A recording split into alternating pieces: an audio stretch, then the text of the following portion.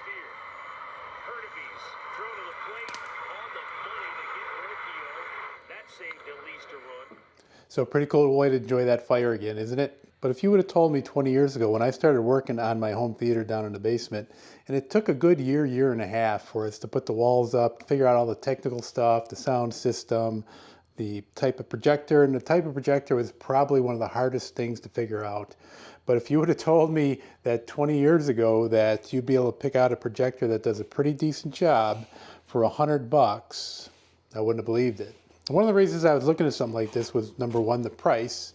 And number two, I thought it'd be kind of neat when we come down here to Southern Ohio, or maybe when we're in the RV and we're out camping, to have a neat little movie night where we could still enjoy the outdoors, not be trapped inside next to a TV set, but use one of these. And this projector is pretty lightweight, weighs about 2 pounds.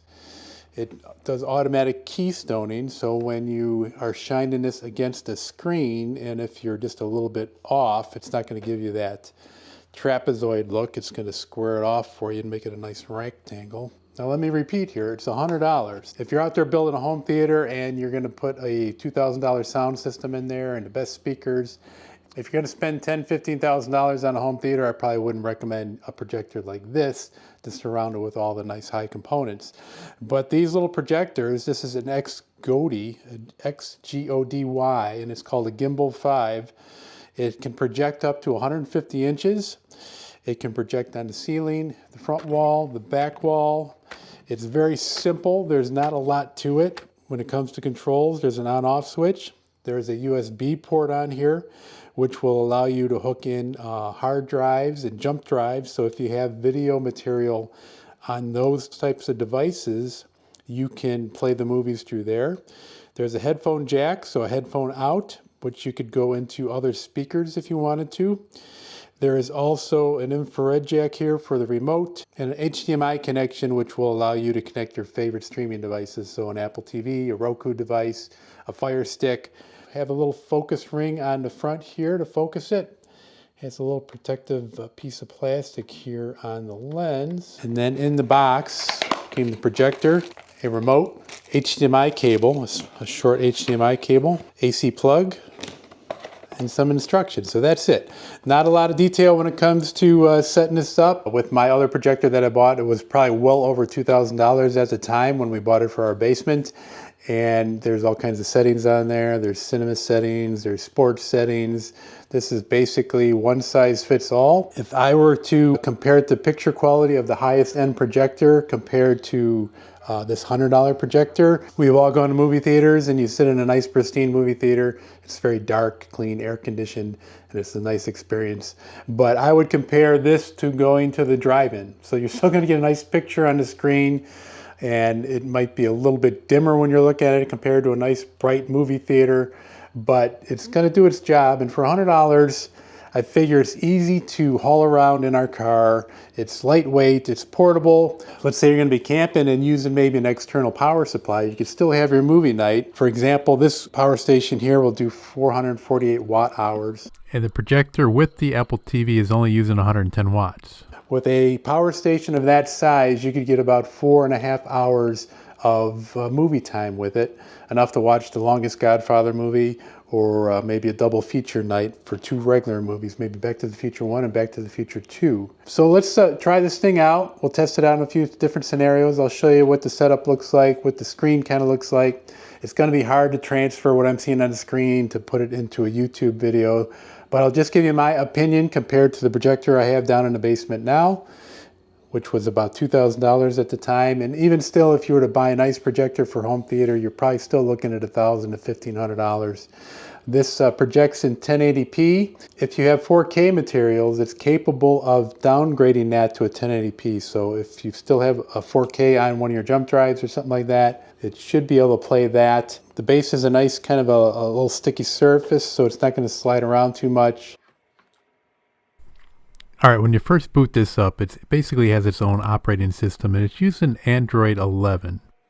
Now this is the first screen you're going to see. It's got some shortcuts. There's some apps there. You notice Netflix, YouTube, Google Play. You can also update this. If you get it online, you can connect via Wi-Fi and download updates. There is one available here, so I'm going to just add this update and then we'll reboot it and start.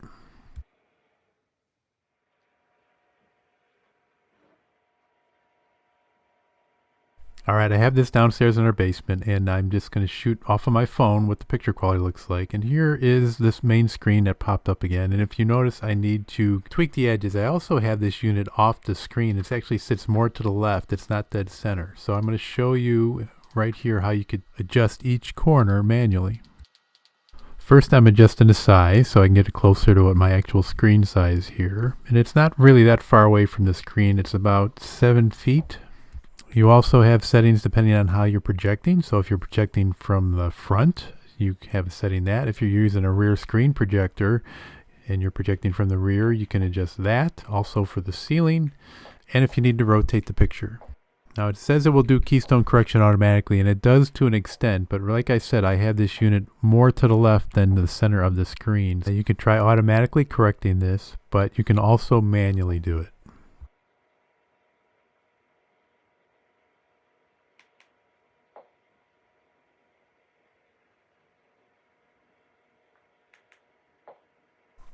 Alright, now if you're a perfectionist and you want to get every corner just right and you want to use every bit of the screen you have without any overlap, well then you can tweak each corner here, and I'm going to do that for each corner. Show you that I'm just getting nice and tight here. That corner looks good. If you click on the button again on the remote, it takes you to the next corner. And you just use the right or left or up or down arrows. Once you got it right, you click on the OK button, takes you to the next corner, and you do that same exact thing until you get to the last corner.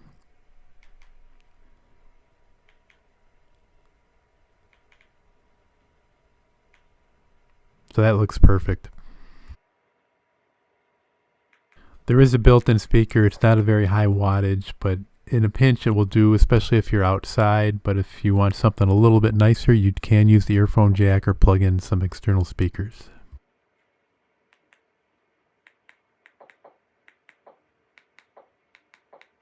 Just really quick, if you have streaming accounts, you can use those streaming accounts on here. They do have Netflix, they have Google Play, Disney Plus, Prime.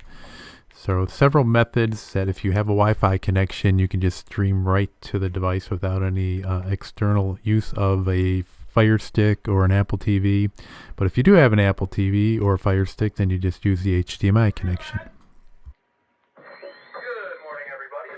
According to their specs, and I'll talk about the specs of projectors in a second, but they say it's 320 ANSI lumens with 10,000 to 1 contrast ratio.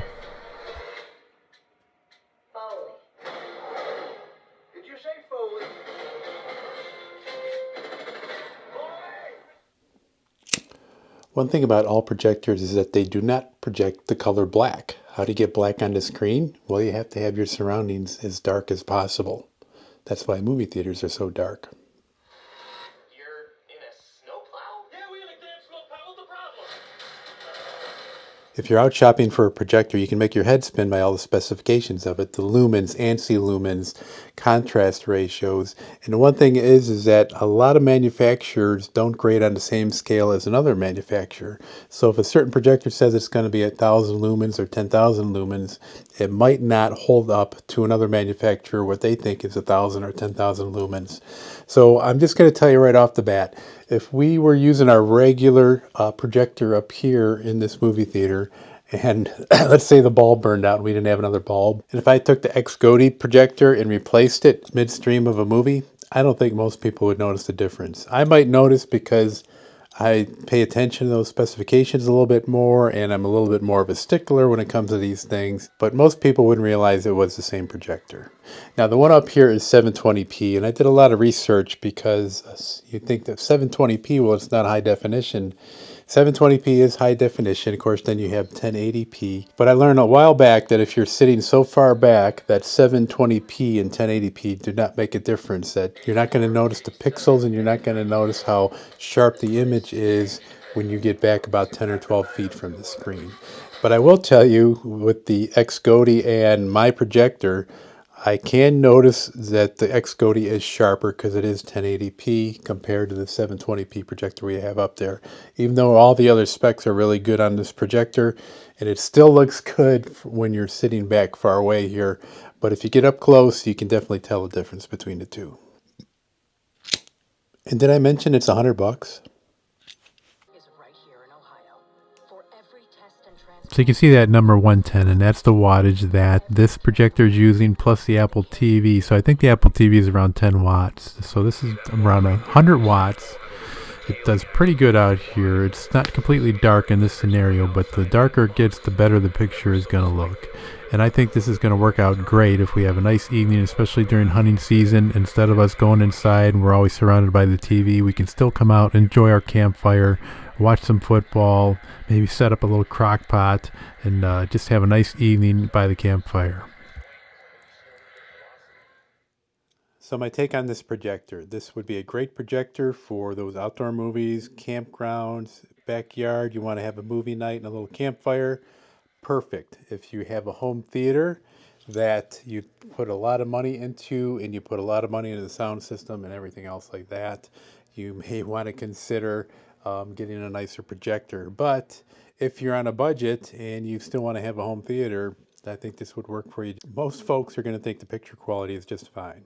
I think this is going to work out great for us when it comes to Southern Ohio and we want to sit around a campfire, when we take off in our RV, and maybe we want to have a little special movie night outside underneath the canopy of the RV. We did buy a platform for it, so it's going to have a sturdy level surface that it's easier to tweak it if you need to level it out. We also already had a screen that I bought really cheap on Amazon a while back, and we kind of just tacked it up temporarily on our shed to give you an example of what it would look like. We ended up getting a frame also for that. It was fairly cheap and inexpensive to get a screen and a little table for it, and that just makes setting things up all the more easier. So I just wanted to share that with you. I was thinking about buying these for quite some time now, and the prices are so low on them, and the quality is pretty decent. It's just one of those things that I would have never thought 20 years ago that you could get a projector like that for $100. So did I mention it was $100? All right, that's going to do it for today. I appreciate everybody watching. I hope you enjoy and subscribe to these videos. Click on that little bell when you want to know when a new one is coming out, and keep an eye on us. Take care, everybody. As we listen to some sound from Game 3 of these NBA Finals. You're getting good shots, but we can get better shots. Don't settle for the step back three unless it's late shot clock. That's going to fall in the hot zone. Every time we drive, we get a wide open three. We're going to have the ultimate trust right now. We're taking unbelievable shots. Especially on a weekday. Did I mention it's $100?